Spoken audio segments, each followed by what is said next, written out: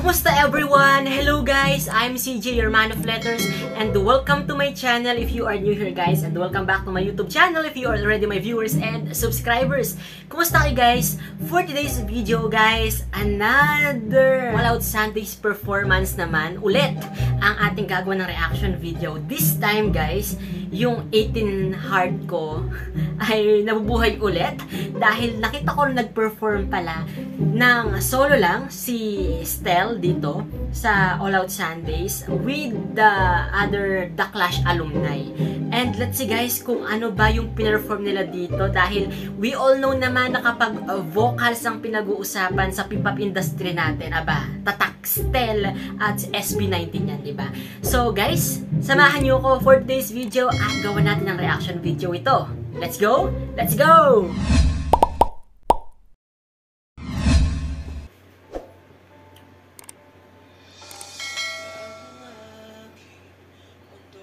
Stel!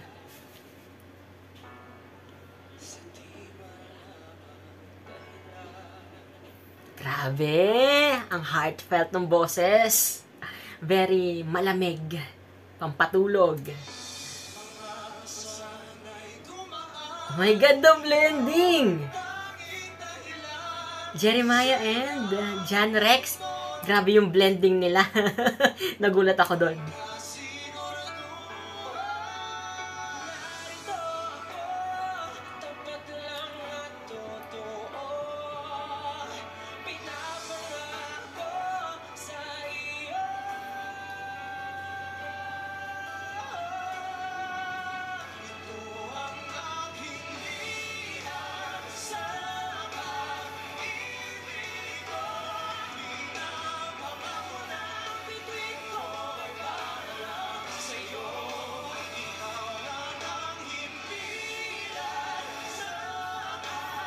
Ayaw patalo.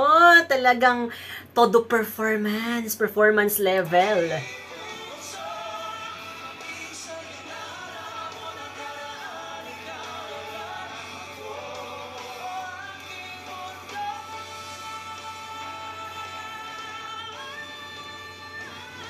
Grabe ka na, Stel! Ahay!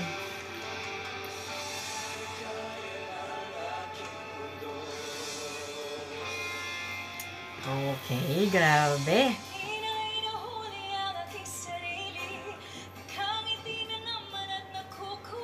Teya.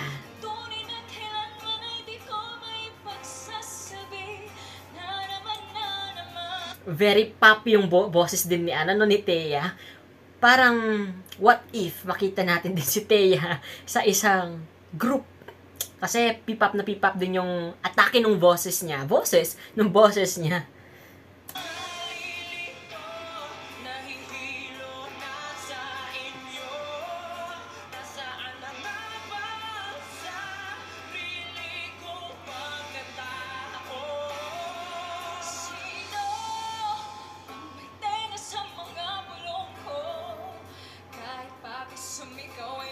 Very great storyteller through music talaga si Teya, no?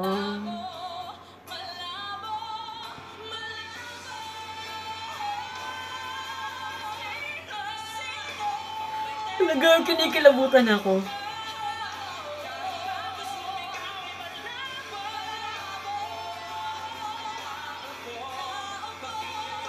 The emotion, the strong vocals, diba?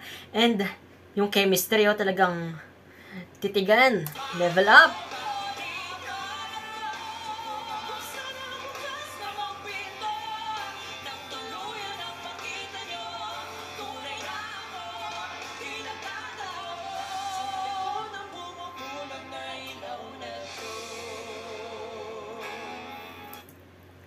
Kung napapansin nyo guys, yung mga song ng SB19, very relatable at touching yung lyrics nila, di ba?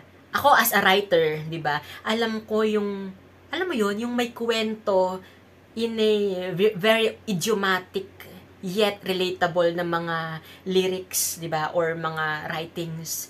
And yung mga song ng SB19, kudos sa lyricist nila at sa composer nung song dahil grabe sila makapanghaplos through music din at sa mga lyrics ng song nila.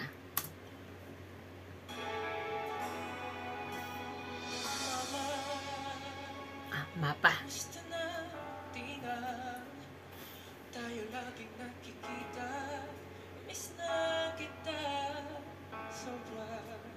Grabe yung emotion. Naiyak ako.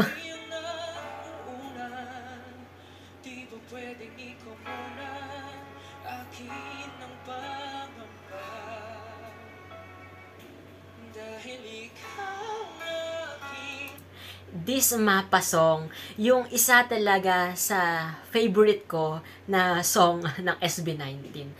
Actually nga, nagpa-poll sila nung graduation namin and ako lang yung nag-suggest ng Mapa. Sadly, ay hindi siya napili. Pero, grabe kasi yung kwento ng Mapa, di ba? Parang it's all about our love sa ating parents, di ba? Na pahinga muna sila, tayo muna ang bahala. Kasi ang dami ng sacrifices and kudos to SB19 dahil grabe yung impact na din nila sa akin nung Mapa song nila. Naluliyak ako. Okay.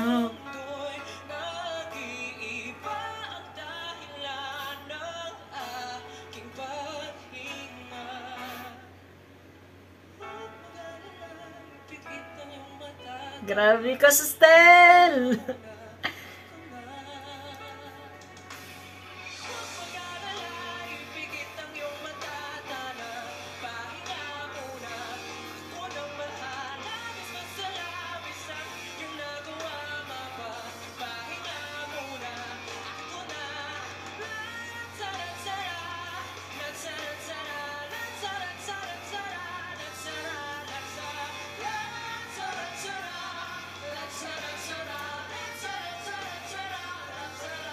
Alam nyo guys, hindi nabigo ang GMA Network sa pagpili kay Stel as the coach for the upcoming show na The Voice Generation.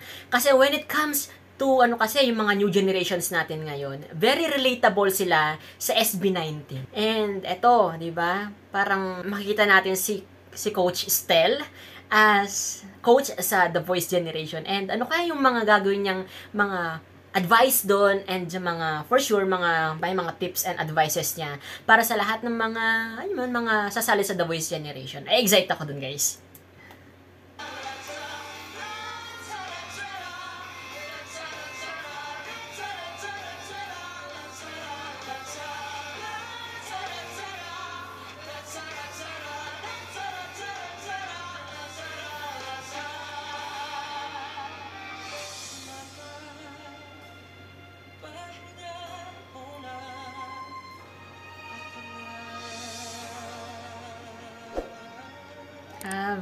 Slow clap.